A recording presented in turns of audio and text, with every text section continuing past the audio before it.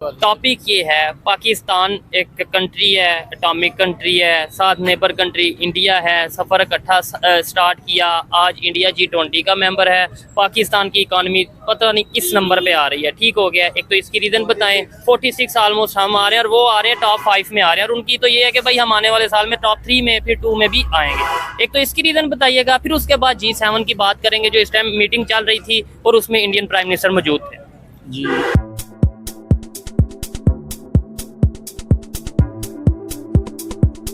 ऐसा है कि पहले तो आपने इस चीज़ को देखना है कि इंडिया IMF प्रोग्राम में कितनी मरतबा गया है। कितनी दफ़ा गया है?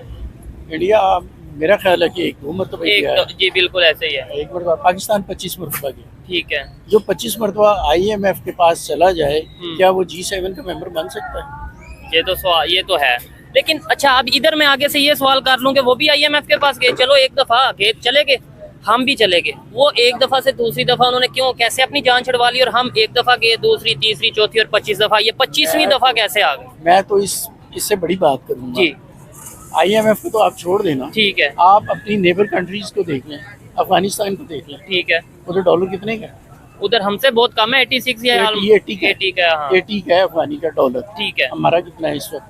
तकरीबन 280 281 282 का है। ठीक है। इस वक्त तो आप इंडिया को तो छोड़ देना बिल्कुल। आप अपनी नेबरिंग कंट्री से देख लें, नेपाल की देख लें। अच्छा। ठीक है। आप ये बांग्लादेश को देख लें। बांग्लादेश के 1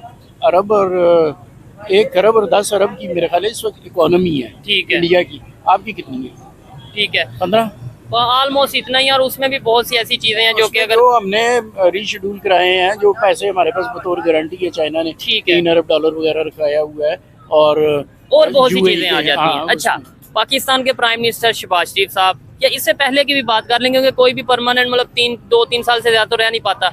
कोई भी प्राइम मिनिस्टर हो, उनके इंटरनेशनल लेवल पे जो रिलेशन है, लाइक अगर हम चाइना के प्रेसिडेंट की बात कर लें, उनके पाकिस्तान के साथ कैसी दोस्ती है, सऊदीया जो कि हमारा बड़ा करीबी दोस्त है, कि उनकी कैसी दोस्ती है। और दूसरी साइड पे इंडियन प्राइम मिनिस्टर US जाता है स्टेट विजिट। अभी जो है वो G7 की मीटिंग पे गए हैं, तो इटली की जो प्राइम मिनिस्टर हैं वो किस तरीके से उनके साथ अपना घुल मिल रही हैं, अपने जो है वो बिजनेस के हवाले से जो है वो सेल्फीज बाकायदा तौर पे ले रही हैं। और उधर तो ये ट्रेंड चल रहा है, बल्कि इंडिया में भी ये ट्रेंड चल रहा है कि उनकी प्राइम मिनिस्टर मेलोनी और इंडिया के प्राइम मिनिस्टर मोदी प्रॉपर जो है ये ट्रेंड चल रहा है।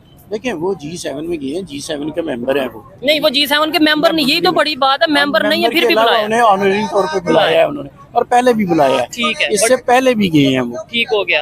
एक G7 की मीटिंग थी, उससे पहले भी गए हैं। ये पहला विजिट नहीं है, ऐसे ही है, ऐसे ही इससे है। पहले भी गए हैं। बात ये है ना कि वो उनके जो लेवल है उनका इक्वलिटी पे है। ठीक है। हम मांगने जाते हैं, तो इस चीज को हम चेंज कैसे करें? इस चीज को चेंज करना है कि हमने अपने जो उनसे हैं, ठीक है। इस मुल्क में एक तो सुप्रीमेसी ऑफ लॉ होनी चाहिए, जबरदस्त, ऐसे ही है। इसमें इक्वल राइट्स होने चाहिए। ठीक है। ये नहीं है कि एक जिसकी 25 लाख तनख्वाह है उसे 2000 लीटर फ्री है, 2000 यूनिट फ्री है, और एक 50,000 वाला है उस पर आपने 2500 टैक्स लगा दिया। ठीक है। जिन्होंने बजट बनाया, औरंगजेब साहब ने बजट बनाया, उन्होंने इतना बड़ा बजट बना दिया आपने, 1800 कितने खरब का बजट इस वक्त पाकिस्तान का बना है, तो आप मुझे 50,000 वाले का बजट बता दें कि वो कैसे मैनेज वो कैसे करेगा। मैनेज करेगा। अच्छा, एक चीज मैं यहाँ पे ऐड करना चाहता हूँ कि पाकिस्तान में खास तौर पे जब भी हम किसी एजुकेटेड पर्सन या किसी भी इंसान से बात करते हैं, वो ये कहते हैं यार इंडिया की बड़ी बात करते हो, इंडिया का बड़ा जिक्र करते हो, इंडिया की न्यूज के ऊपर डिस्कशन करते हो। यही अगर हमारी पॉलिसीज बेहतर होती, यही अगर हमारे में खामियां ना होती, तो शायद हम खुद लोगों को कहते कि आओ यार आज इंडिया की बात करते हैं, क्योंकि हमारे तो ये चीज बड़ी बेहतर है, उनके नहीं है तो आओ बात करते हैं। जब हम किसी को रोक रहे हैं इंडिया की बात करने से, वो भी ये कह रहा है कि भाई हमें भी उस तरह से डेवलपमेंट की तरफ जाना चाहिए, तो इसका मतलब है कहीं ना कहीं हमारी खामी है और वो हम उसे मानना नहीं चाह रहे। खामी ये है ना कि उनकी जायदादें बाहर नहीं है, हमारी बाहर है। ठीक है। उनकी लीडरशिप की आज तक बता दें, किसी एक का नाम ले, नेम इट। ठीक हो गया। किसी की प्रॉपर्टी बाहर है? देखने वाले ये तो ज्यादा बेहतर बता सकेंगे, क्योंकि अभी जो दुबई लीक सामने आई थी उसमें कुछ इंडियंस का नाम था। हाँ, बिजनेसमैन है। ठीक है। आप उनके बताएं, उनके जो लीडर्स हैं, जो उनकी वजीर आजम रहे हैं, जो उनके प्रेसिडेंट रहे हैं, ठीक है, उनकी किसी की बाहर प्रॉपर्टी है?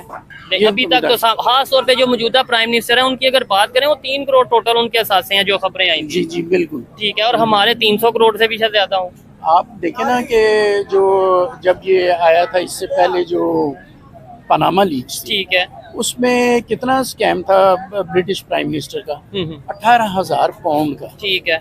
18,000 पाउंड उसने अपनी वालद से लिया था और वो डिक्लेयर नहीं किया था, उधार लिया था। ठीक है। उस पर उसे रिजाइन देना पड़ गया। 18,000 पाउंड कितना बन जाता है इधर, करें ना। और नॉर्मल से मतलब अगर पॉलिटिशियंस के हवाले से बात करें तो कोई इतनी बड़ी रकम नहीं कोई बनती। कोई रकम नहीं है। ठीक है। मगर उस माशरे में सुपरमेसी ऑफ लॉ है, उन्होंने क्या झूठ बोला है, ठीक आप हो। रिजाइन दें। अच्छा, अब मलक साहब दुनिया ऐसा है कि भाई नेबर कंट्री हो या इंटरनेशनल लेवल पे हो, रिलेशन बेहतर किए बगैर गुजारा नहीं है।